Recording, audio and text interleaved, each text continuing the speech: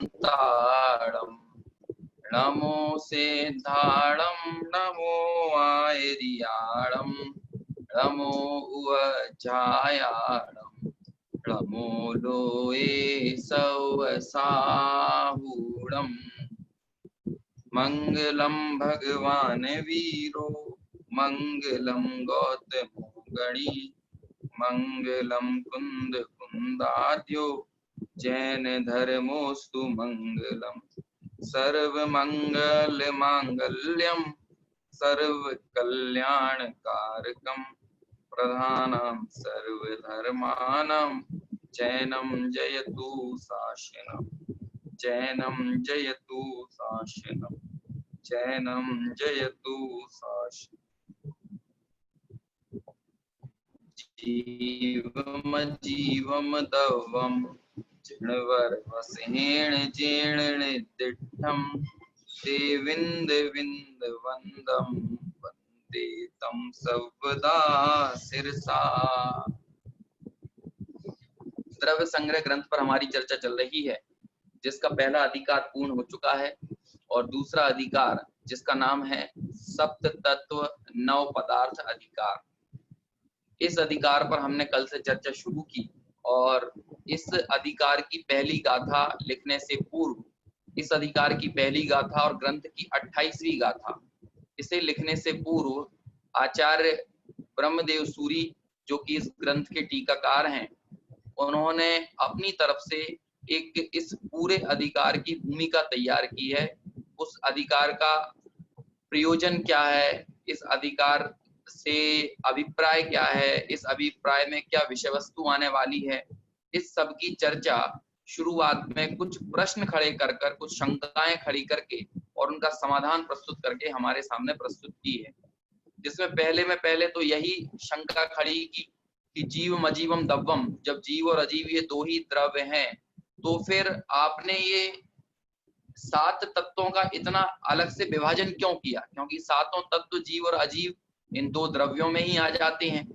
तो फिर अनावश्यक जीव और अजीव ये दो द्रव्य होने के बावजूद आपने 7 तत्वों का ये विस्तार क्यों किया। फिर 7 तत्व तो ठीक था, आपने 9 पदार्थ का विस्तार क्यों किया। तो ये 9 पदार्थों का विस्तार आखिर करने की जरूरत क्यों पड़ी, उसकी चर्चा हमने कल यहाँ पर की थी कि भाई हमें अध्यात्म के मार्ग में या फिर मोक्ष मार्ग में हमें हे और उपादेय तत्वों का ज्ञान श्रद्धान होना जरूरी है। इसीलिए जहाँ आगम ग्रंथों की विवक्षाएं होती हैं वस्तु स्वरूप का प्रतिपादन करने की, वहीं अध्यात्म ग्रंथों की विवक्षा सिर्फ वस्तु का प्रतिपादन करना नहीं होता, बल्कि उस प्रतिपादन से हमारा प्रयोजन भी सिद्ध करना होता है। और इसीलिए जब हम अपने प्रयोजन को सिद्ध करने के मार्ग में आगे बढ़ते हैं, वेद विज्ञान के मार्ग में आगे बढ़ते हैं, मोक्ष मार्ग के में गति करते हैं, तो फिर हमें हे और उपादेय तत्वों का श्रद्धान ज्ञान होना जरूरी हो जाता है। यही वजह है कि हे और उपादेय इन तत्वों का सही परिज्ञान कराने के लिए दो द्रव्य जो कि जीव और अजीव मूल दो द्रव्य हैं या ये दो ही मूल तत्व हैं, इनका 7 तत्वों में विभाजन करना पड़ा। और वहां पर बताया कि संसार हे है, संसार का कारण आश्रव बंध है, इसलिए आश्रव बंध हे है ना, इसलिए हमें हे तत्वों का ज्ञान श्रद्धान हो, इसीलिए आश्रव बंध का स्वरूप बताया गया।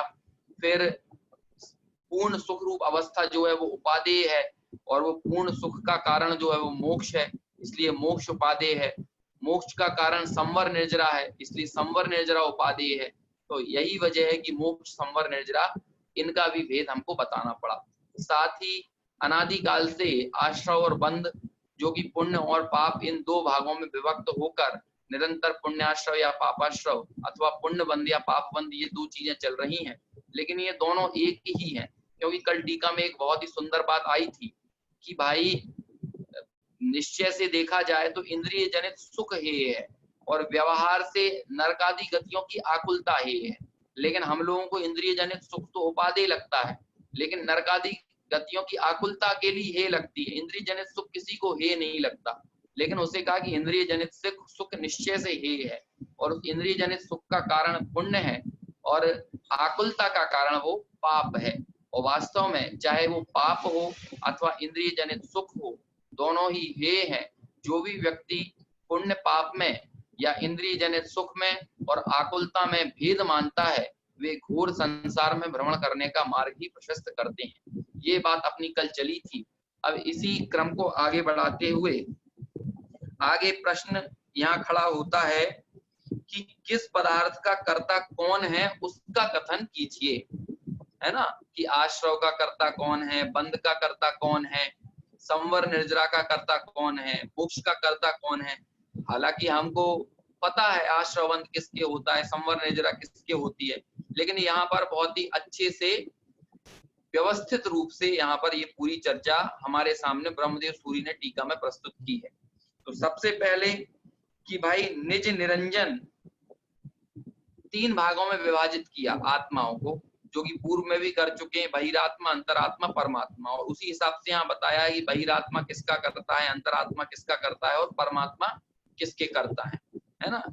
देखो निश्चय से देखा जाए तो अकर तत्व को ही सिद्ध किया गया है कि आप समय सार में जाएंगे तो वहां तो ये कहेंगे कि ना मैं बंध का करता हूँ ना मैं मोक्ष का करता हूँ, है ना। लेकिन जब आगम विवक्षाओं में जब हम प्रवेश करते हैं, आगम से विषय को समझते हैं, तो वहां पर जीव को कर्ता ही सिद्ध किया जाता है। या तो व्यवहार से उसे परद्रव्य का कर्ता भी बता दिया जाता है, शरीर आदि का कर्ता, घर परिवार का कर्ता भी कह दिया जाता है उपचरित सद्भूत व्यवहार न से, और अशुद्ध निश्चय न से अपनी रागादि विकारी पर्यायों का कर्ता भी कह दिया जाता है। लेकिन जब परम शुद्ध निश्चय न की दृष्टि से देखें तो उसे अकर्ता सिद्ध किया जाता है। लेकिन यहाँ अभी वो दृष्टि नहीं है ना। इन सातों तत्वों में कौन से तत्व का कर्ता कौन सा आत्मा है, यहाँ पर तो ये चर्चा हमारे सामने प्रस्तुत आचार्य देव द्वारा की गई है। तो हम उन विवक्षाओं के अनुसार ही यहाँ पर समझेंगे, है ना। देखो जब आप नियमसार ग्रंथ खोलेंगे तो वहां पर तो शुद्ध भाव अधिकार में सीधे लिख दिया कि जीवादि वहित तच्चम हेयम, जीवादि सभी सातों तत्व बहिर्तत्व हैं और वे सभी हे हैं। उपादेयम अपणो अपा, वहां पर तो आत्मा ही आत्मा के लिए उपादेय, ऐसा कह के आत्मा को 8वां तत्व सिद्ध कर दिया और जीवादि को 7 तत्व कह दिया। लेकिन यहाँ अभी वो विवक्षा नहीं है, यहाँ तो 7 तत्वों में ही हे और उपादेय की चर्चा है। 7 तत्वों में ही कुछ हे है और 7 तत्वों में ही कुछ उपादेय है। और जब ये चर्चा चलती थी तो गुरुदेव श्री इसका खुलासा करते थे कि देखिए जो नियम सार में बात है उपादेय तत्व की, वो आश्रय करने वाला उपादेय है और यहाँ पर प्रकट करने वाला उपादेय है। तो यहाँ जो 7 तत्वों में जो उपादेय और हे की चर्चा है, ये प्रकट करने वाले उपादेय की चर्चा है ना। यहाँ मोक्ष प्रकट करने वाला उपादेय है, संवर निर्जरा प्रकट करने योग्य उपादेय है। लेकिन ये सब प्रकट किसके आश्रय से होती हैं, तो वो अपने एक त्रिकाली शुद्धात्मा के आश्रय से होती हैं। इसलिए वो त्रिकाली शुद्धात्मा वो आश्रय करने वाला उपादेय है। और ये 7 तत्वों का जीव तो भाई व्यवहार जीव है ना, जो 10 प्राणों से जीता है या जिसमें भेद कल्पनाओं की चर्चाएं आती हैं, ज्ञान दर्शन चारित्र के भेद खड़े किए जाते हैं। तो ऐसा भेद, रंग, राग और भेद, ये से पार तीनों परमात्मा है, वास्तव में वही आश्रय करने योग्य उपाधि है। तो यहाँ जो है आश्रय करने योग्य उपाधि की बात नहीं है, या प्रकट करने योग्य उपाधि की चर्चा यहाँ पर की गई है। वही यहाँ लिखते हैं कि कौन सा आत्मा किसका करता है, आश्रवंद का कर्ता कौन है। अब हम ऐसे मोटे तौर पर आपके सामने रख दें तो आप भी इसका उत्तर दे देंगे, क्योंकि जो लोग भी सुन रहे हैं बहुत ही सीमित और रुचिवंत लोग हैं, गंभीर अभ्यासी लोग ही इस बात को हमारे बीच में सुन रहे हैं। तो उन्हें अलग से मतलब एक एक चीज को स्थूलता के साथ बताने की जरूरत नहीं है। सभी समझते हैं कि भाई बहिरात्मा आश्रवंद का करता है, बहिरात्मा के जीवन में संवर निर्जरा मोक्ष की कणिका भी नहीं है। कणिका जो मोक्ष मार्ग के लिए संवर निर्जरा चाहिए वो संवर निर्जरा है ही नहीं बहिरात्मा की। जो निर्जरा होती भी है बहिरात्मा के, वो कर्मों का, उसे सविपाक निर्जरा कहते हैं। सविपाक निर्जरा कभी मोक्ष मार्ग में कार्यकारी नहीं होती। मोक्ष मार्गियों के लिए सविपाक निर्जरा कोई फलदायी नहीं है। मोक्ष मार्ग में जो है अविपाक निर्जरा, बिना फल दिए ही कर्मों को जो झरा दे, और वो तपसा निर्जराचा, तप से निर्जरा होती है, तप से संवर होता है। और वो तप क्या है, इच्छा निरोधस तपा, जो कि सम्यक दृष्टि के होता है। और यदि सम्यक दृष्टि को इच्छाओं का निरोध कब होता है, जब उसे अपने शुद्धात्म स्वरूप की भावना होती है। और इस दुनिया में जो कोई भी शुद्धात्म स्वरूप की भावना से भिन्न है वो इच्छाओं से ग्रसित है। आप इच्छाओं के साथ जबरदस्ती नहीं कर सकते। आप इच्छाओं को दबाने का प्रयास करोगे तो इच्छाएं नहीं मिटेंगी, बल्कि शुद्धात्मा की भावना करोगे तो स्वयं इच्छाओं का कहना चाहिए शमन होता चला जाता है। तो इसीलिए अनेक लोग उल्टा रास्ता पकड़ते हैं, है ना, वो इच्छाओं को दबाकर आत्मा तक पहुंचना चाहते हैं, लेकिन वास्तव में आत्मा के श्रद्धांश से इच्छाओं का समन अपने आप होता है ना। हम क्या करते हैं कि वृत्त से परिधि की तरफ, नहीं कहना, वो जो केंद्र होता है, परिधि से हम केंद्र की तरफ आना चाहते हैं, लेकिन हमें केंद्र से परिधि की तरफ जाना चाहिए। वास्तव में इच्छाएं तो परिधि हैं, लेकिन उसके केंद्र में अभिप्राय की भूल है। जो मूल बिंदु है ना, जो केंद्र, वो अभिप्राय की खोट है, और अभिप्राय की खोट का ही प्रसार इन कषायों और इच्छाओं के रूप में हमको फैला हुआ नजर आता है। तो हम लोग जबरदस्ती कषायों और इच्छाओं को ऊपर से दबाकर सोचते हैं कि हम केंद्र तक पहुंच जाएंगे, लेकिन वैसा होने वाला है नहीं। जब मैं कौन हूं इस बात का पक्का और सच्चा निर्णय होता है, तो इस निर्णय के परिणाम स्वरूप, इस निर्णय के फलस्वरूप स्वयं ही उस अभिप्राय के सम्यक होने से परिणामों का सम्यक बना, क्रियाओं में भी तदनुरूप परिणमन, ये सब देखने को मिलता है।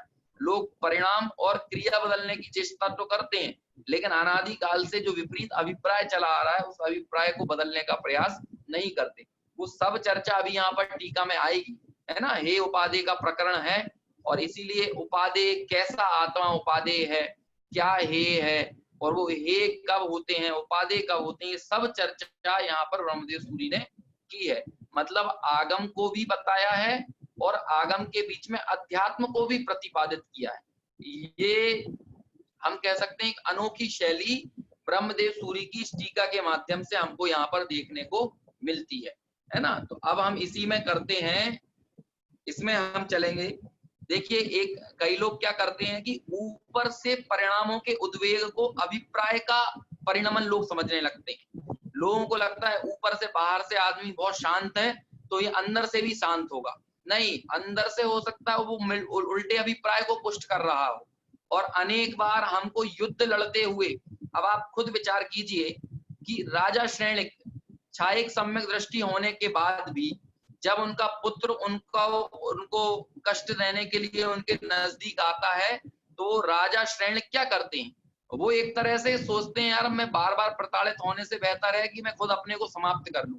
ऐसा भाव, ऐसा परिणाम छायक सम्यक दृष्टि किया जाता है। तो ऊपर के परिणामों का शांतपना और ऊपर का उद्वेग ये अलग चीज है, और अभिप्राय का सम्यक और मिथ्यापना ये अलग चीज है।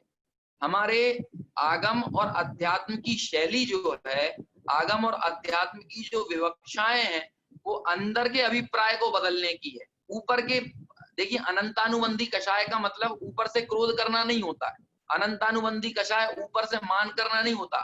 कई बार हो सकता है कि सम्यक दृष्टि ज्ञानी जीव बहुत उग्र क्रोधी, मानी, लोभी, और हमको हो सकता है कि दुकानदारी व्यवसाय करती हुई कपटी भी दिखाई दे जाए, है ना। लेकिन ये अविरत सम्यक दृष्टि की, क्योंकि अनेक भूमिकाएं हो सकती हैं, अनेक कषायों के अनेक स्थान होते हैं, उन अनेक स्थानों के कारण हम ऊपरी परिणाम से अंदर के अभिप्राय का निर्णय नहीं कर सकते। और कई बार अंदर में बहुत मिथ्या अभिप्राय को पुष्ट करने वाला द्रव्यलिंगी मुनिराज ही क्यों ना हो, लेकिन अंदर से वे अनंतानुबंधी होते हैं। अनंतानुबंधी किसे कहा कि भाई ऊपर से कषाय कम और ज्यादा होने से अनंतानुबंधी का संबंध नहीं है। जिसे आत्मा के अलावा सब बातें सुनना अच्छा लगता हो, ये अनंतानुबंधी का प्रतीक है।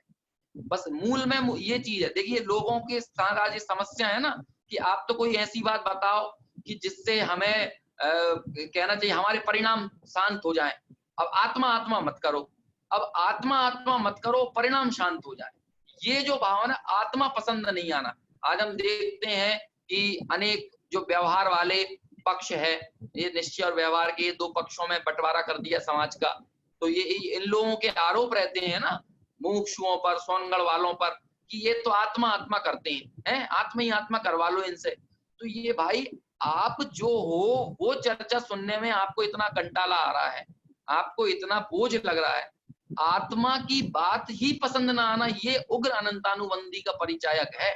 बाकी और दूसरी चीज सुना लो, है ना, दया करने की, दान देने की, ये सब चीजें सुनवा लो, अच्छा लगेगा, है ना। वो चैनलों पे लोग बाग इस तरह की बातें करते हैं, भैया हम तो ये टीवी चैनल पे ये दया दान की, इंसानियत की बातें जहां बताई जाए हमें तो वो अच्छा लगता है। ये आत्मा वात्मा तो पंडितों की चीज है।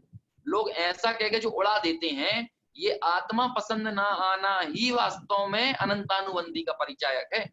यही जैसे आत्मा की बात रुचिकर ना लगे, उसे आत्मा की चर्या रुचिकर कैसे लग सकती है। तो जिसे अनंतानुबंधी, अनंत संसार को बढ़ाए, अनंत संसार को कौन सी चीज बढ़ाएगी? आत्मा के प्रतिपक्ष होना, आत्मा मैं आत्मा हूं इस बात का निर्णय ना होना ही अनंतानुबंधी, अनंत संसार को बढ़ाने वाली है। अनंत संसार को बढ़ाने वाली, अनंत संसार का अनुबंधन कराने वाली जो कषाय है, ऐसा क्रोध, ऐसा मान, ऐसी मायाचारी, ऐसा लोभ, यही अनंतानुबंधी है। तो इसीलिए केंद्र से परिधि की तरफ जाइए, परिधि से केंद्र की तरफ मत आइए, है ना। हमारे सामने प्रथमानुयोग के ऐसे कितने उदाहरण मिलेंगे जहां पर हमने देखा कि बाहर में क्षयोपशम ज्ञान बहुत नहीं था, तुष्मास भिन्नम इतना ही जिनको याद हुआ था, और वो तुष्मास भिन्नम भी भूल गए थे। अब ये तुष्मास भिन्नम किसी शास्त्र में नहीं लिखा है, ये आगम वचन नहीं है तुष्मास भिन्नम, लेकिन बिना आगम वचन के उसके भाव भाषण को सही पकड़ा, तो फिर वो भी आगम वचन जैसा काम कर गया।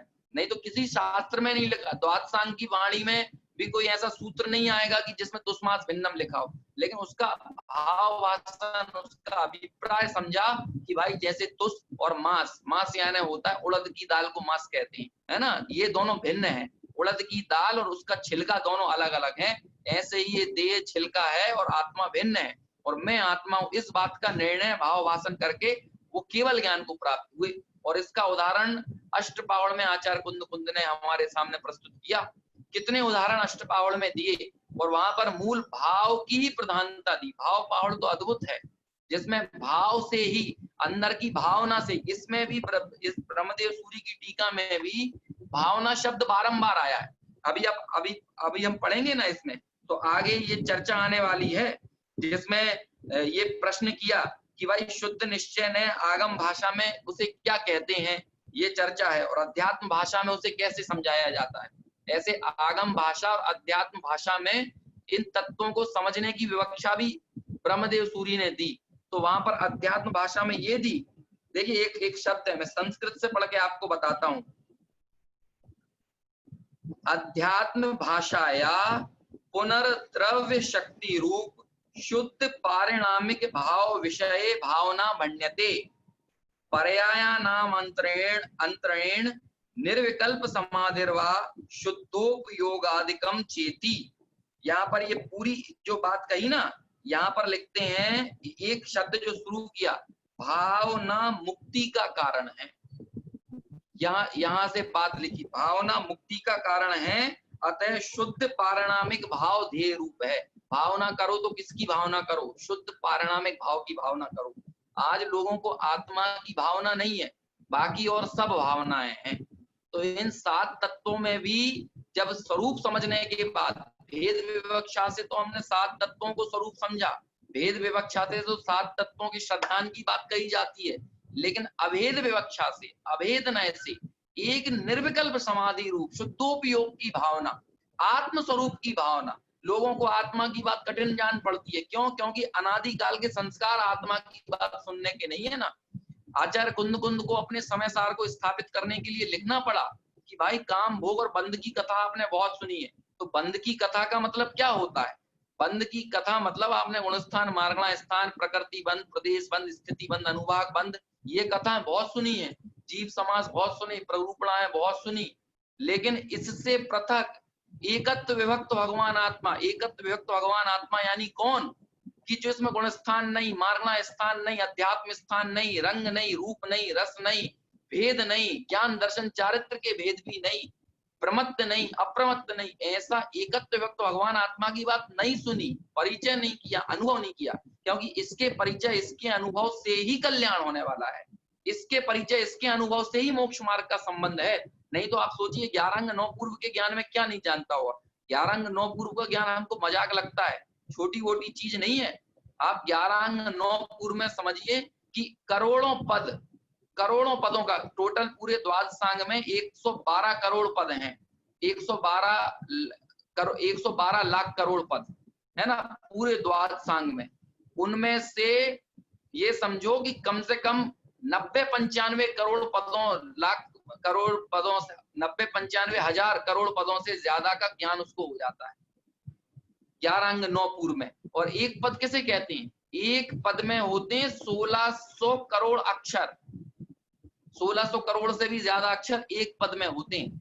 अब आप सोचिए कि इतना ज्ञान एक पद का इतना परिमाण है। एक पद जैसे हमारे जैसा एक पद नहीं है कि 4 पंक्तियों का एक पद हो गया, ये एक पद नहीं होता, वो द्वादशांग वाला ज्ञान। अब इतने ज्ञान में क्या नहीं जानता होगा, लेकिन उसे एक चीज मूल बात पता नहीं रहती, उग्र तपश्चरण भी किस लेवल का कर लेता होगा, लेकिन आज भी इंसान की रुचि उस तरफ पड़ी हुई है, लेकिन मैं आत्मा हूं इस बात का निर्णय करने के लिए नहीं पड़ी। अब आप इसलिए यहाँ पर लिखा निर्विकल्प तत्व की भावना, भावना इसकी होना चाहिए, भावना क्षयोपशम ज्ञान की नहीं होना चाहिए, भावना व्यवहार चारित्र की नहीं होना चाहिए। महाव्रतों की भावना से महाव्रतों का सच्चे महाव्रत नहीं पलते हैं, बल्कि शुद्धात्म तत्व की भावना के परिणाम स्वरूप बाहर में जो खुरचन है उस खुरचन को महाव्रत कह दिया जाता है। क्यों? क्योंकि महाव्रत आदि के पालने का भाव ही राग है, लेकिन स्वरूप से स्खलित हुई परिणति में वो महाव्रत आदि के पालन का राग भी आए बिना नहीं रहता। तो इस अभिप्राय को बदलना बहुत जरूरी है। हम ऊपर से कहना होता है ना, फोड़ा फुंसी निकले आते हैं शरीर पर, तो हम ऊपर से उसको तो दबाते हैं, लेकिन अंदर का जो रक्त विकार है उसको सही करने की चेष्टा नहीं करते। ऐसे हम ऊपर से कषाय को दबाते हैं, ऊपर से क्रोध को दबा दिया, ऊपर से मान दबा दिया, ऊपर से मायाचारी दबा दी, ऊपर से लोभ दबा दिया, लोगों के सामने बहुत एकदम ठंडे शांत दिख रहे हैं, ऐसा नहीं होता। अब आप सोचिए पहले नरक में जो नारकी लड़ रहे होंगे तो उनकी कौन सी कषाएं कम हुई होंगी? कृष्ण लेश्या है, लेकिन वहां भी छायक सम्यक दृष्टि जीव है कि नहीं, राजा शरणक है या नहीं? नरक में उनकी लड़ाई झगड़े सब चलते रहेंगे, कृष्ण लेश्या के साथ मारकाट मची रहेगी, लेकिन इसके बाद भी यहाँ गर्भ में आने के 6 महीने पूर्व उनके रत्नों की वर्षा होने लगेगी। तो ये किसका परिणाम है कि छायक सम्यक दर्शन की शर्त क्या होती है कि 6 महीने में एक बार शुद्धोपयोग होना जरूरी है, नहीं तो सम्यक दर्शन टिक नहीं सकता है। इसका मतलब नरक में रहते हुए कृष्ण लेश्या के बीच में उनके 6 महीने में शुद्धोपयोग होता है, उतनी भयंकर परिस्थितियों के बीच भी। लेकिन बाहर में कषायों में परिणमन, कोई यदि बाहर की कषायों को देखे ऐसा मारकाट मचा रहे हैं तो कोई कहने लगेगा ये तो अज्ञानी है, ये तो मिथ्या दृष्टि है। दूसरे नारकियों में और सम्यक दृष्टि नारकी में कोई फर्क नहीं कर पाएगा, कोई ऊपर से बाहर से देखने चला जाए तो। जैसे मिथ्या दृष्टि नारकी लड़ रहा है वैसे सम्यक दृष्टि नारकी लड़ रहा है, लेकिन अंदर की परिणति में बहुत फर्क है ना। ये बात निर्जराधिकार में लिखी आचार्य कुंद ने कि भाई उदय का विपाक अनेक प्रकार का है, लेकिन ज्ञानी उस उदय के विपाक से अपने को पृथक ही अनुभव करता है। बाहर में उसकी पर्याय का स्वभाव तो नजर आता है, लेकिन उसकी पर्याय मूलता चली जाती है। पर्याय का स्वभाव तो उसकी पर्याय के अनुसार ही रहेगा। स्त्री को सम्यक दर्शन होगा तो उसकी स्त्री का जो पर्याय का स्वभाव है वैसा ही स्वभाव रहेगा, वो कोई पुरुषों जैसा बिहेव नहीं करने लगेगी। ऐसे ही किसी त्रियंच गति के शेर को सम्यक दर्शन हो जाए तो शेर की कोई जरूरी नहीं है कि वो क्रूरता एकदम ठंडी हो जाए, है ना, उसके भी हो सकता है कि जो शेर के योग्य परिणाम होंगे वैसे परिणाम आएंगे। गाय को सम्यक दर्शन होगा तो गाय के पर्याय के स्वभाव के अनुरूप परिणाम आएंगे। किसी नपुंसक को सम्यक दर्शन हो जाए हीजड़े को तो उसको उसकी पर्याय के स्वभाव के अनुसार परिणाम आए बिना नहीं रहेंगे, लेकिन पर्याय के स्वभाव रूप बाहर में प्रवृत्ति होने पर भी पर्याय मूलता चली जाती है। इसलिए हम क्या करते हैं, हमने खांचे बना दिए हैं कि सम्यक दृष्टि इस खांचे में फिट कर दिया है, वो ऐसा रहना चाहिए, मिथ्या दृष्टि को अलग खांचे में फिट किया, ऐसा नहीं होता है। अंदर का अभिप्राय परिणमित होना। और ये चीज यहाँ पर क्यों थी? मुक्ति का कारण किसे का? यहाँ लिख सकते थे ना, महाव्रत मुक्ति का कारण है, अणुव्रत मुक्ति का कारण है, समिति गुप्ती मुक्ति का कारण है। ना, ये नहीं लिखा, यहाँ लिखा भावना मुक्ति का कारण है, और साथ में लिखा शुद्ध पारिणामिक भाव की भावना। भावना मतलब किसी और बाहरी व्यवहार चारित्र की भावना नहीं, क्षयोपशम ज्ञान की भावना नहीं, बल्कि शुद्ध पारिणामिक भाव की भावना का नाम यहाँ पर मुक्ति कहा, उसे मुक्ति का कारण कहा। तो इस तरह से यहाँ पर समझाया है। खैर अभी हमें तो ये बात करना था कि कौन सा आत्मा किसका करता है ना। तो देखिए यहाँ लिखते हैं कि निज निरंजन शुद्धात्म भावना से उत्पन्न। यदि आप इस पूरी टीका में ये शब्द देखने जाएंगे तो मैं कह रहा हूँ कि 100 से ज्यादा बार आपको ये शब्द मिलेगा, और मैं 100 तो बहुत कम बता रहा हूँ, इससे कई ज्यादा बार मिलेगा। क्या लिखते हैं? यहाँ कभी आपको टीका में दूसरा शब्द नहीं मिलेगा भावना के साथ। भावना के साथ आपको यही शब्द मिलेगा, निज निरंजन शुद्धात्म तत्व की भावना। या तो शुद्धात्म तत्व की भावना कहेंगे, या निर्विकल्प समाधि की भावना कहेंगे, या शुद्धोपयोग की भावना कहेंगे, या परम पारिणामिक भाव की भावना कहेंगे। ये सब एक ही अर्थ को बताते हैं, लेकिन कभी आपको ये नहीं कहेंगे पुण्य की भावना, है ना। यदि पुण्य की भावना शब्द प्रयोग में आएगा तो वो संसार के कारण में प्रयोग किया जाएगा, वो मोक्ष के कारण में प्रयोग नहीं किया जाएगा।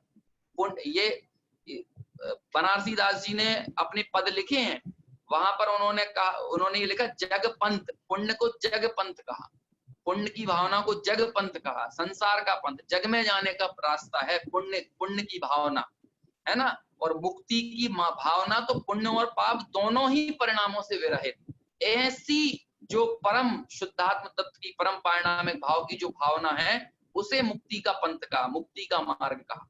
तो यहाँ भी यही शब्द प्रयोग करते हैं कि निज निरंजन शुद्धात्म भावना से उत्पन्न परम आनंद जिसका एक लक्षण है, वैसे सुखामृत के रसा स्वाद से परांगमुख जीव बहिरात्मा कहलाता है। ये चर्चा हमने पहले भी की थी कि बात करना है बहिरात्मा की, लेकिन याद कर रहे हैं शुद्धात्मा को, है ना। बहिरात्मा कैसा, ये नहीं बोलेंगे कि बहिरात्मा बताने में ये नहीं कहेंगे कि भाई जो संसार शरीर भोगों में लगा हुआ है वो बहिरात्मा, ऐसा नहीं। यहाँ तो एक एक सूत्रीय कार्यक्रम है पूरा टीकाकार ब्रह्मदेव सूरी का, कि अंतरात्मा की परिभाषा में भी शुद्धात्मा को याद करेंगे और बहिरात्मा की परिभाषा में भी शुद्धात्मा को याद करेंगे। बहिरात्मा की परिभाषा में क्या लिखते हैं कि नित्य निज निरंजन शुद्धात्म तत्व की भावना से विरहित जो है वो बहिरात्मा है, और निज निरंजन शुद्धात्म तत्व की भावना से जो सहित है वो अंतरात्मा है। अंतरात्मा और बहिरात्मा में भी संसार शरीर भोग याद नहीं आते, बल्कि शुद्धात्मा याद आता है। क्यों? क्योंकि संसार शरीर भोगों की रुचि में तो कई बार हमें लगता है अंतरात्मा भी दिख सकता है, लेकिन उसके अंदर की वृत्ति एकदम परिवर्तित है ना। वो शुद्धात्म भावना से ग्रसित है, शुद्धात्म भावना से रचा बसा है।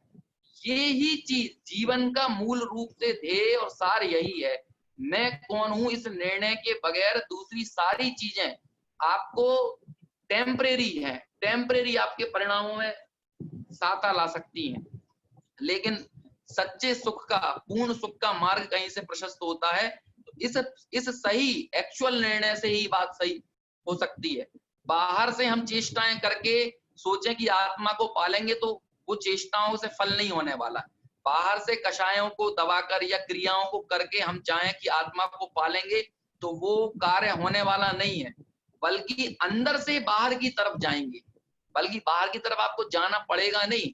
जब व्यक्ति शुद्धात्म स्वरूप की भावना से युक्त रहेगा तो बाहर में उसके संयम आदि, उसका संयम आचरण, उसका स्वरूपाचरण, उसका देश चारित्र, उसका सकल चारित्र, उसका यथाख्यात चारित्र, ये तो मग्नता जैसी जैसी बढ़ती जाएगी बाहर में वैसा वैसा चारित्र नजर आता जाएगा। चारित्र के लिए प्रयास नहीं किया जाता, चारित्र होने वाली चीज है, चारित्र करने वाली चीज नहीं है, चारित्र होने वाली चीज है, निर्णय करने वाली चीज है। और जब आपका निर्णय होता है और मग्नता बढ़ती है तो बाहर में चारित्र होने लगता है। लोग चारित्र को करके सोचते हैं कि निर्णय हो जाएगा, ऐसा नहीं है। निर्णय करना पड़ेगा और चारित्र तो होगा, और ये सबके ज्ञानियों के रहेगा। चारित्र में किसी ज्ञानी ने जबरदस्ती नहीं की। आपको कई लोगों को ये प्रश्न नहीं उठता कि भाई जब नेमिनाथ भगवान एक दिन पहले मना नहीं कर सकते थे शादी से, बारात के बीच में उनको छोड़ के जाने की क्या जरूरत थी? अरे नहीं थी, जब तक मन था विवाह करने का तो जा रहे थे बढ़िया हाथी घोड़े लेके शादी करने के लिए, और जब शादी बीच में मन हट गया तो चले गए। कोई जम्बू स्वामी को कहने लगे कि भैया शादी के अगले दिन ही छोड़ने की क्या जरूरत थी, पहले से मूड नहीं बन रहा था? ये मूड बना के कोई काम नहीं करता है कोई। ये सम्यक दृष्टि की सहज वृत्ति होती है। जब तक सहज निर्णय पक्का होने पर भी चारित्र मोहनीय कर्म के उदय के अनुसार जैसी वृत्ति होती है वो करता चला जाता है, और जब निर्णय बढ़ जाता है, मग्नता वृद्धिंगत हो जाती है, तो बाहर में चारित्र मोहनीय भी उपशमन होता है, और बाहर में जिस अनुसार चारित्र आने योग्य होता है वो आता चला जाता है। मग्नता वृद्धिंगत होती है और बाहर का चारित्र फलीभूत होता चला जाता है। तो ये सारी चीजें बहुत जबरदस्ती की नहीं है। ये सब एक बात अपने वीर सागर जी है, प्रोफेसर वीर सागर जी कहते हैं कि जैन दर्शन जबरदस्ती का धर्म नहीं है, जबरदस्त धर्म है, जबरदस्त दर्शन है, जबरदस्ती का दर्शन नहीं है। लोग बाग सोचे कि भाई जब इतना ज्ञान है तो फिर जंगल क्यों नहीं चले जाते, ब्रह्मचर्य क्यों नहीं ले लेते, मुनि क्यों नहीं बन जाते? अरे ये निर्णय करके ही कोई ये कहे कि क्या आदिनाथ भगवान को मालूम नहीं था, देर सवेर उनको मुनि बनना ही है ना। क्यों? क्योंकि वो तो तीर्थंकर है, वाणी खिरना ही है ना। तो 83 लाख पूर्व तक क्या जरूरत पड़ रही थी उनको? अरे जब तक परिणाम नहीं आया तो राज कर रहे थे, नीलांजना का नृत्य देख रहे थे। लेकिन जब अंदर में वैसा वैराग्य की कणिका उत्पन्न हुई अंदर से, तो बात चलेगा।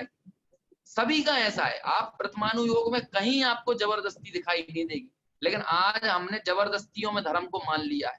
जबरदस्ती ये छोड़ो वो छोड़ो, ऐसा करो वैसा करो, निर्णय करने पे कोई का जोर नहीं है। और जब कभी भी निर्णय की बात करते हैं तो लोग कहने लगते हैं आत्मा की बात तो आत्मा आत्मा करवा लो, इनसे करना धरना कुछ है नहीं है। अकर तत्व की बात सुन के भी कर तत्व को पुष्ट करता है ये जी। अब आप सोचिए, बात सुनेगा अकर्तापने की, बात करेगा अकर तत्व की, या फिर बाद में कहेगा बात तो भैया सही है लेकिन कुछ करना धरना भी तो पड़ेगा ना, कुछ नियम भी तो लेना पड़ेंगे ना, कुछ चारित्र भी तो लेना पड़ेगा ना। यहाँ पड़ेगा, जो चीज पड़ेगी वो समझ लो जबरदस्ती की है। पड़ेगी बढ़ेगी कुछ नहीं होती। निर्णय को पहले पक्का करो, और वो तो फिर यदि निर्णय पक्का ना हो तो अब निर्णय तो हो नहीं रहा, तो चलो एक काम करो, दूसरा रास्ता अपना लो। और वो दूसरे रास्ते को अपना के उसमें संतुष्ट हो जाता है, फिर निर्णय करने की तरफ उसका ख्याल ही नहीं जाता है, कभी निर्णय करना ही नहीं चाहता है। तो ऐसी बात हमें एक एक समझना चाहिए। आपको कहीं आपको ये चीजें नहीं मिलेंगी कि भावना शब्द में आपको पुण्य की भावना को मोक्ष मार्ग नहीं कहा गया है, शुद्धात्म तत्व की भावना को ही मोक्ष मार्ग कहा। और वहीं से ये बात शुरू की कि भाई निज शुद्धात्म तत्व की भावना से जो परांगमुख है, और उस शुद्धात्म भावना से पैदा होने वाला जो सुखामृत का स्वाद है, उससे परांगमुख जीव वो बहिरात्मा कहलाता है। और वो बहिरात्मा आश्रव, बंध और पाप, इन 3 पदार्थों का करता है। हम यहाँ कर्ता की चर्चा कर रहे हैं, कौन किसका करता है। किसका करता है? बहिरात्मा आश्रव का, बंध का और पाप का करता है। फिर लिखते हैं कि किसी समय कभी कभी पुण्य भी क्या करता है? बहिरात्मा का पुण्य कभी कभार होता है, और अंतरात्मा का तो भोगों में प्रवृत्त रहते हुए भी पुण्य है। क्यों? क्योंकि उनकी 41 प्रकृतियों का तो बंध हो ही नहीं रहा है, और 41 प्रकृतियां पाप रूप हैं।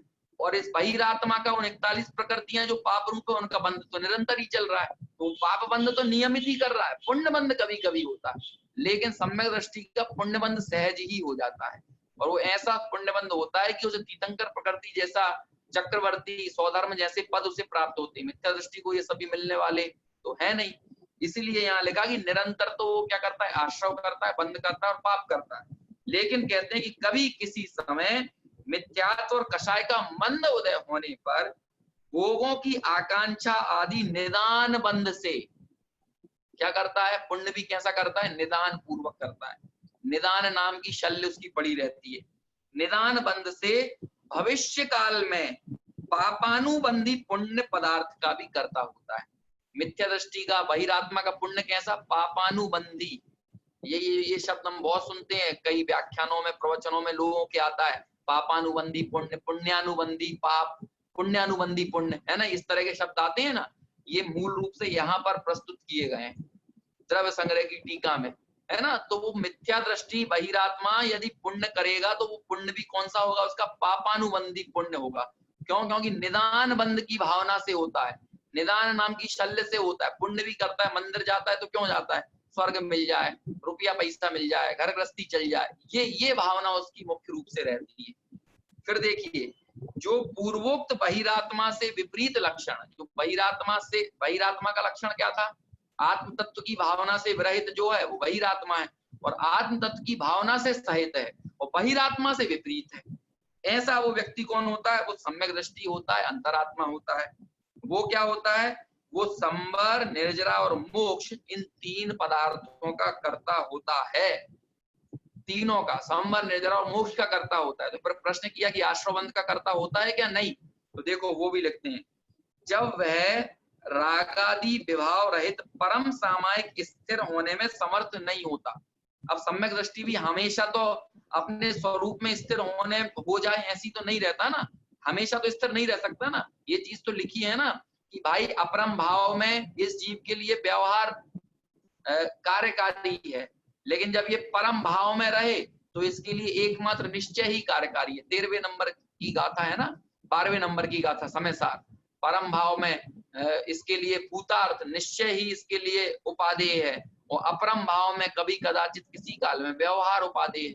और अपरम भाव में कौन रहता है? या तो मिथ्या दृष्टि अपरम भाव में रहता है, या स्वरूप से डिगी हुई परिणति वाला सम्यक दृष्टि भी अपरम भाव में रहता है। शुद्धात्म तत्व की भावना से डिगा हुआ परिणाम वो अपरम भाव है।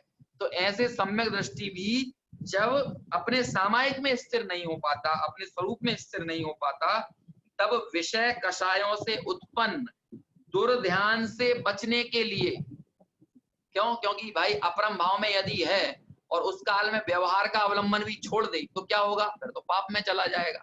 इसलिए यहाँ लिखा कि दुर्ध्यान से बचने के लिए, विषय कषायों से बचने के लिए, संसार की स्थिति का छेद करता हुआ पुण्यानुबंधी तीर्थंकर नाम कर्म की प्रकृति आदि विशिष्ट पुण्य पदार्थ का भी कर्ता होता है।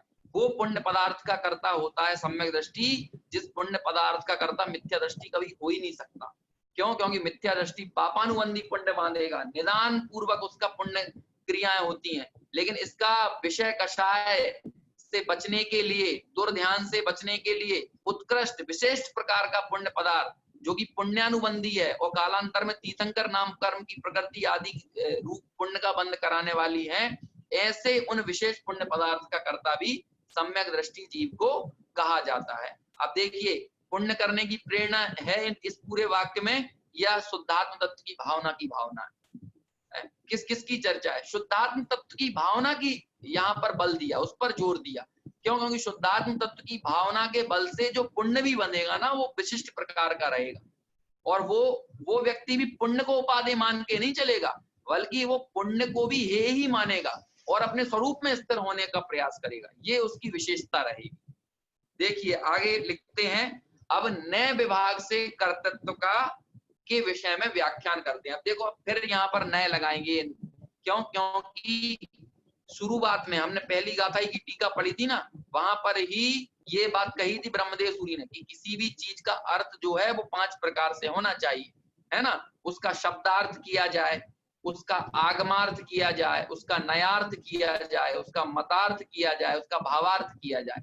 तो आगम से अर्थ करते हैं, नयों से अर्थ करते हैं, मतों से अर्थ करते हैं, और उसका भावार्थ क्या है? भावार्थ मतलब मूल प्रयोजन क्या है? इस तरह से 5 विवक्षाओं से किसी भी चीज का अर्थ करते हैं। और जब 5 विवक्षाओं से समझाया जाता है तो हमें कुछ विवक्षाएं कठिन लगती हैं। जब मतार्थ किया जाता है तो हमें कठिन लगने लगता है, नयार्थ किया जाता है तो कठिन लगने लगता है, और सिर्फ भावार्थ की चर्चा की जाए तो लोगों को समझ में आता है, हाँ भाई वो तो कुल मिला के आत्मा तक पहुंचना है। लेकिन वो भावार्थ को समझने की पात्रता उसकी होती है जो नयों को, मतों को, अन्वय को, शब्दों को, इन सबको भली भांति समझे, है ना? आगम को आगम का के अनुसार मिलान करके उसका अर्थ किया जाए तो जो चीजें समझ में आती हैं वो पक्का निर्णय देने वाली होती है। देखिए लिखते हैं यहाँ, अब कर्तृत्व के विषय में नए विभाग का कथन करते हैं, है ना? 5-7 मिनट अपने पास बचे हैं, ये पैराग्राफ हो जाएगा कि मिथ्या। देखिए अब यहाँ पर बहुत कठिन नहीं है, मैं आपको सिर्फ दो प्रकार के नयों के नाम बता देता हूँ, है ना? एक तो यहाँ पर एक नय आएगा अनुपचरित असद्भूत व्यवहार, और एक नय आएगा अशुद्ध निश्चय नय, है ना? और एक आएगा एक देश शुद्ध निश्चय नय। अब सीधा सा है कि देखो, जहां द्रव्य बंध, द्रव्य आश्रव, है ना, द्रव्य संवर, द्रव्य निर्जरा और द्रव्य मोक्ष, ये 5 चीजों की चर्चा है। द्रव्य आश्रव, द्रव्य बंध किसे कहते हैं? कर्मों का, पौद्गलिक कर्मों का आना, ये द्रव्य आश्रव है। पौद्गलिक कर्मों का बंधना, ये द्रव्य बंध है। और पौद्गलिक है, पुद्गल का आना, पुद्गल का बंधना आत्मा के साथ, ये सब क्या होगा? 2 द्रव्यों के बीच में संबंध को बता रहा है ना, है ना? तो इसीलिए ये क्या होता है? असद्भूत। असद्भूत पुद्गल के साथ आत्मा का संबंध बताना, ये क्या हुआ? असद्भूत है। ये हमने पहले चर्चा कर ली है सब उपचरित अनुपचरित असद्भूत की, इसलिए असद्भूत है क्योंकि 2 द्रव्यों के साथ संबंध बताया जा रहा है। लेकिन चूंकि एक क्षेत्राव का संबंध के साथ बंधना और खिरना होता है, इसलिए उपचरित नहीं है, अनुपचरित। कौन सा है? अनुपचरित है। इसलिए द्रव्य आश्रव, द्रव्य बंध, कर्मों का आना, कर्मों का बंधना, कर्म पौद्गलिक है, पौद्गलिक कर्मों का आना, पौद्गलिक कर्मों का बंधना, ये अनुपचरित असद्भूत व्यवहार नय से इनको जीव का कर्ता कहा जाता है। और इसी तरह संवर निर्जर लगा दो, उन्हीं पौद्गलिक कर्मों का खिरना, और निश्चय नय तो कहता है कि न पौद्गलिक कर्म बंधे और न खिरे, बंधना और खिरना दोनों ही निश्चय नय में नहीं होगा, लेकिन व्यवहार नय में बंधे भी और खिरे भी। इसलिए द्रव्य संवर भी, द्रव्य निर्जरा भी और द्रव्य मोक्ष, ये सब कौन से नय से हैं? अनुपचरित असद्भूत व्यवहार नय से। और भावाश्रव भाव बंध, ये कौन से नय से हैं? तो कहते हैं ये अशुद्ध निश्चय नय से। क्यों? क्योंकि राग आत्मा का ही है। अशुद्ध निश्चय नय कहेगा राग आत्मा का ही है, वो तो शुद्ध निश्चय नय ये कहेगा कि पुद्गल कर्म के संयोग से हुआ है राग, इसलिए पुद्गल कर्म के संयोग से होने के कारण वो राग क्या है? वो आत्मा का नहीं, वो पुद्गल का, ये शुद्ध निश्चय नय कहेगा। लेकिन अशुद्ध निश्चय नय तो राग का आत्मा के साथ एकत्व ही बताएगा, है ना। तो भावाश्रव और भावबंध, भावाश्रव और भावबंध ये किसके हैं? तो ये है अशुद्ध निश्चय नय से आत्मा के, ठीक है। भाव संवर और भाव निर्जरा ये एक देश शुद्ध पर्याय है, संवर निर्जरा एक देश शुद्ध पर्याय है। इनको आत्मा को बताने वाला कौन सा नय होगा? एक देश शुद्ध निश्चय नय होगा। और भाव मोक्ष ये आत्मा का कर्ता भाव मोक्ष का कर्ता आत्मा है, ये कौन सा नय कहेगा? ये साक्षात शुद्ध निश्चय नय कहेगा। फिर परम शुद्ध निश्चय नय क्या कहेगा? परम शुद्ध निश्चय नय कहेगा भैया न संवर का करता है, न निर्जरा का करता है, न द्रव्याश्रव का करता है, न भावाश्रव का करता है, न द्रव्य संवर का, न द्रव्य निर्जरा का, न भाव संवर का, न भाव निर्जरा का, न द्रव्य मोक्ष का, न भाव मोक्ष का। परम शुद्ध निश्चय नय कहेगा वो तो अकर्ता है। तो ये नयों की ऐसी विवक्षाएं, इसलिए इस तरह का कर्तव्य तो यहाँ पर समझाया गया है। ये तो मैंने आपको पूरे इस पैराग्राफ का भाव आपको बता दिया। अब इसको मैं पढ़ देता हूँ शब्दशः। अब कर्तृत्व के विषय में नए विभाग का कथन करते हैं। मिथ्या दृष्टि जीव को पुद्गल द्रव्य के पर्याय रूप आश्रव बंध पुण्य और पाप पदार्थों का कर्तृत्व अनुपचरित असद्भूत व्यवहार नय से है। ये आश्रव बंध पुण्य ये सब कौन से? द्रव्य रूप। और जीव भाव पर्याय रूप आश्रव बंध पुण्य पाप पदार्थों का कर्तृत्व अशुद्ध निश्चय नय से। क्या कहा? पुद्गल द्रव्य रूप आश्रव बंध पुण्य और पाप, और जीव आश्रित आश्रव बंध और पुण्य पाप। अब जीव आश्रित आश्रव बंध और पुण्य पाप क्या होते हैं? जीव आश्रित होगा भाव आश्रव, भाव बंध। क्यों? कभी किसी आपने टेबल में है या फिर इस मोबाइल में आईपैड में आपने कभी कर्मों को बंधते हुए वो राग को देखा है? कभी इसको राग करते हुए देखा है? ये राग जहां भी होगा वहां पर आत्मा जरूर होगा, इसलिए राग को जीवाश्रित कहा जाता है। जीव की वैभाविक परिणामन है राग की उत्पत्ति होना, इसलिए भावाश्रव भाव बंध भाव पुण्य भाव पाप ये सब जीवाश्रित कहे। और द्रव्य पुण्य द्रव्य पाप द्रव्याश्रव द्रव्य बंध इनको पुद्गलाश्रित कहा। इसलिए यहाँ पर लिखा पुद्गल द्रव्य के पर्याय रूप आश्रव बंध द्रव्य आश्रव आदि ये क्या है? ये पुद्गल द्रव्य के पर्याय रूप हैं। और भावाश्रव आदि क्या है? ये जीव भाव के पर्याय रूप है। जीव भाव में जीव का वैभाविक भाव है ना, जीव में एक वैभाविक नाम की शक्ति भी है। हालांकि 47 शक्तियों में वैभाविक शक्ति का नाम नहीं है, लेकिन विभाव रूप परिणमन होना भी जीव का एक अपनी योग्यता है ना। यदि हम जीव की अपनी उपादानगत योग्यता वैभाविक परिणमन में नहीं मानेंगे तो एक द्रव्य का कर्ता दूसरे निमित्त को ही कर्ता कहना पड़ेगा। इसलिए जीव का विभाव रूप परिणमन होना ये उसकी उपादानगत योग्यता है, लेकिन उसमें निमित्त बनते हैं कर्म, है ना। तो जो उपादानगत योग्यता होने से वो जीव का राग रूप परिणमित हो जाना, उसको यहाँ पर लिखा कि जीव भाव की पर्याय, है ना। इसलिए जीव भाव की पर्याय रूप जो परिणमन है उसे क्या कहा? अशुद्ध निश्चय नय से उसे आत्मा का कर्तृत्व कहा जाता है। और द्रव्य आश्रव आदि को अनुपचरित असद्भूत व्यवहार नय से आत्मा का कर्तृत्व कहा जाता है। अब सम्यक दृष्टि का लिखते हैं, तो मिथ्या दृष्टि की बात हो गई। सम्यक दृष्टि जीव को द्रव्य रूप संवर निर्जरा और मोक्ष पदार्थ का कर्तृत्व है, वह भी अनुपचरित असद्भूत व्यवहार से है, ठीक है। और जीव भाव पर्याय रूप मतलब भाव संवर भाव निर्जरा भाव मोक्ष इन पदार्थों का कर्तृत्व विवक्षित एक देश शुद्ध निश्चय नय से है।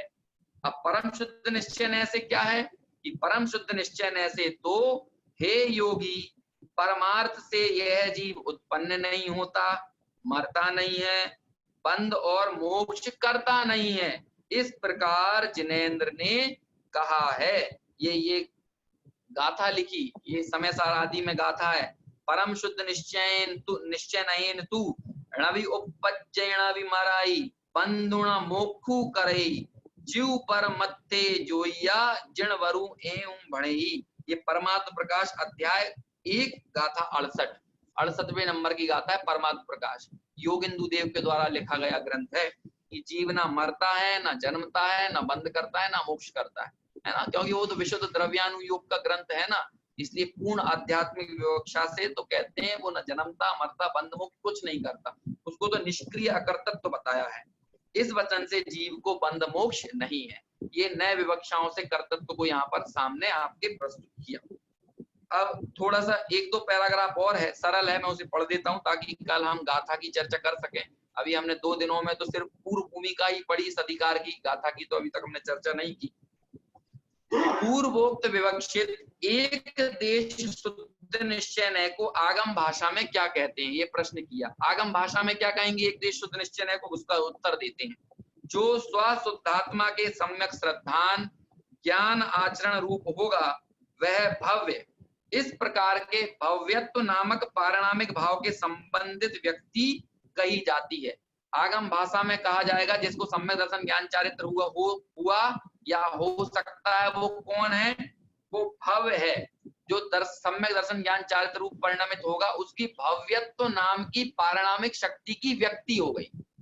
शक्ति में तो थी भव्यत्व पारिणामिक, लेकिन जब उसे सम्यक दर्शन ज्ञान चारित्र हो गया तो उस शक्ति की व्यक्ति हो गई, मतलब वो शक्ति प्रकट हो गई।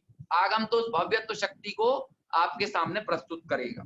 अर्थात भव्यत्व पारिणामिक भाव की व्यक्तता अर्थात प्रकटता कही जाती है।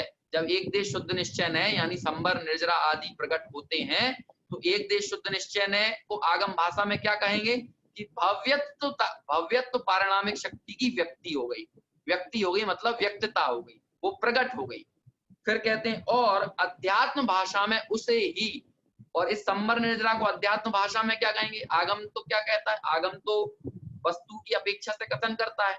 अब अध्यात्म क्या कहेगा इस चीज को, अध्यात्म के शब्द अलग ही होते हैं, लेकिन अध्यात्म के शब्दों को तब तक नहीं समझ सकते जब तक आगम से हम इस बात को ना बिठा लें, आगम से चीजें दिमाग में ना बैठे। नहीं तो ऐसी बात तो आपको अन्य मतों में खूब मिलेगी, उपनिषदों में मिलेगी, है ना, गीता में मिलेगी, वेदों में मिल जाएगी, लेकिन आगम से इस बात को सिद्ध किया जाना जरूरी है। आगम में भव्य अभव्य अभव्यत्व आदि पारिणामिक भाव की चर्चा आपको वही मिलेगी ना। जीव के 53 भाव है ना, 5 भावों के जो अन्य औदैहिक औपशमिक छायक छायोपशमिक और पारिणामिक और इनके जो प्रभेद होते हैं वो 53 भाव, ये 53 भावों की चर्चा ये सब आगम का कथन है। इसलिए आगम विवक्षा इसी संबर निर्जरा को क्या कहती है, इसी संबर निर्जरा को आगम कह देता है कि भव्यत्व शक्ति की व्यक्ति हो गई, भव्यत्व शक्ति की अभिव्यक्ति हो गई।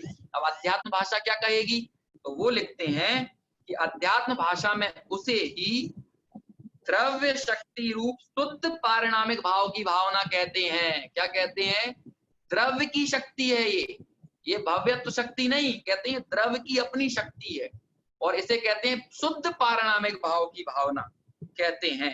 अन्य नाम से उसे, और अध्यात्म भाषा में क्या कहते हैं, इसे ही निर्विकल्प समाधि कहते हैं, और इसे ही अध्यात्म में शुद्धोपयोग कहते हैं। ये आगम और अध्यात्म ये कौन सा कर दिया, ये आगमार्थ और मतार्थ ये यहाँ पर किया टीका में। इस तरह 5 प्रकार से अर्थ समझाते हैं। आगे लिखते हैं क्योंकि भावना मुक्ति का कारण है। ये वाली पंक्ति में शुरू में पढ़ रहा था, वो अब फिर पढ़ता हूँ। क्योंकि भावना मुक्ति का कारण है अतः शुद्ध पारिणामिक भाव ध्येय रूप है। अब आखिर में पूरे प्रकरण का उपसंहार करते हैं, ये उपादेय और ध्येय बता देते हैं। इसलिए क्या कहते हैं, शुद्ध पारिणामिक भाव ध्येय रूप है, ध्यान अथवा भावना रूप नहीं है। शुद्ध पारिणामिक भाव ध्येय रूप है। शुद्ध पारिणामिक ना तो ध्यान रूप है और ना ही भाव अथवा भावना रूप नहीं है। शुद्ध पारिणामिक की भावना होती है, लेकिन शुद्ध पारिणामिक स्वयं, शुद्ध पारिणामिक वो तो त्रिकाली द्रव्य की बात हो गई ना, तो त्रिकाली द्रव्य तो ध्येय है, वो ध्यान भी नहीं है और त्रिकाली द्रव्य भावना भी नहीं है, लेकिन उस त्रिकाली द्रव्य की भावना और त्रिकाली द्रव्य का ध्यान किया जाता है।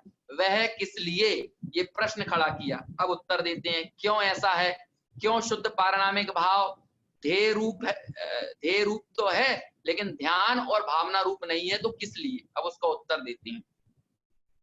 ध्यान अथवा भावना, ये वाली पंक्ति नहीं समझेंगे तो नियम सार समझ में नहीं आ सकता।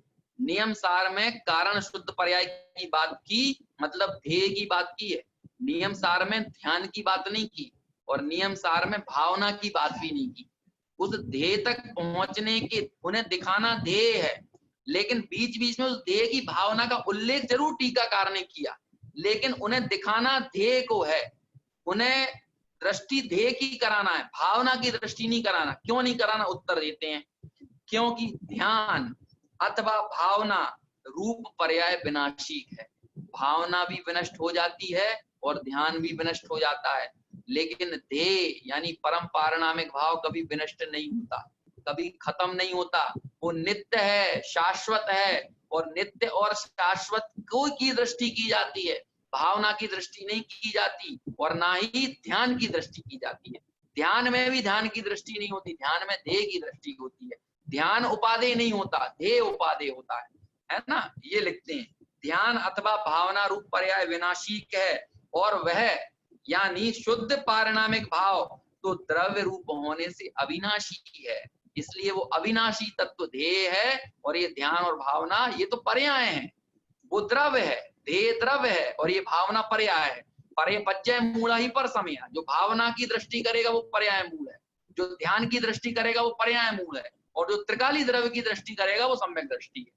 इसलिए सम्यक दर्शन में सम्यक दर्शन को जगह नहीं है। ये बात जो बाबूजी कहते थे ना, युगल जी, कि सम्यक दर्शन ने अपना कोना कोना त्रिकाली ध्रुव के लिए खाली कर दिया, वो बात यहाँ से निकलती है ना। जब तक ये चीजें समझ, इसलिए मैं कहता हूं कि द्रव्य संग्रह ना समझ में आए तो आगम के अध्यात्म के अन्य ग्रंथों को समझना बड़ा मुश्किल है, क्योंकि इतनी व्यवस्थित और सुंदर टीका आगम अध्यात्म नयों की विवक्षा के साथ देखने बिरले मिलती है ना। अन्य सभी टीकाओं की अपनी अपनी उपयोगिता है, लेकिन भूमिका बनाने के लिए, उन ग्रंथों के सही अर्थ खोजने के लिए इस टीका का सही से ख्याल में आना बहुत जरूरी है।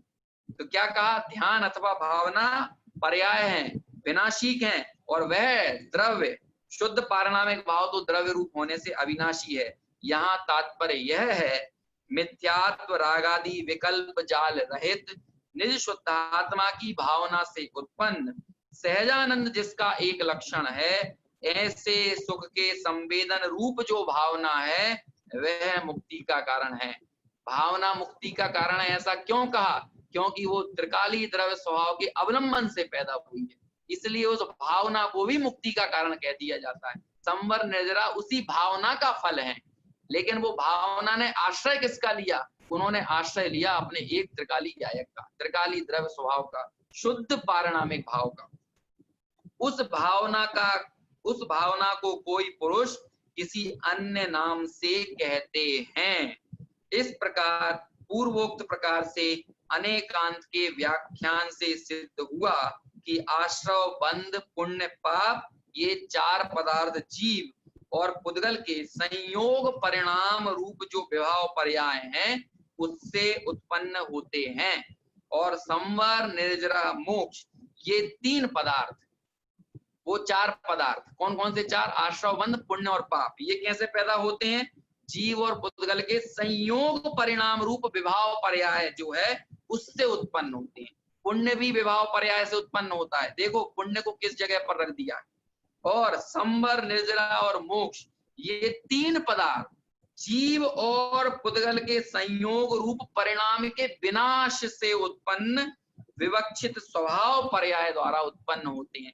वो विभाव पर्याय से उत्पन्न होते हैं, और संवर निर्जरा और मोक्ष ये स्वभाव पर्याय से उत्पन्न होते हैं। इस प्रकार से ये पूरी टीका प्रस्तुत की, और अब सातों तत्वों का और 9 पदार्थ का जो व्याख्यान है वो 28वीं गाथा से अपना शुरू होगा।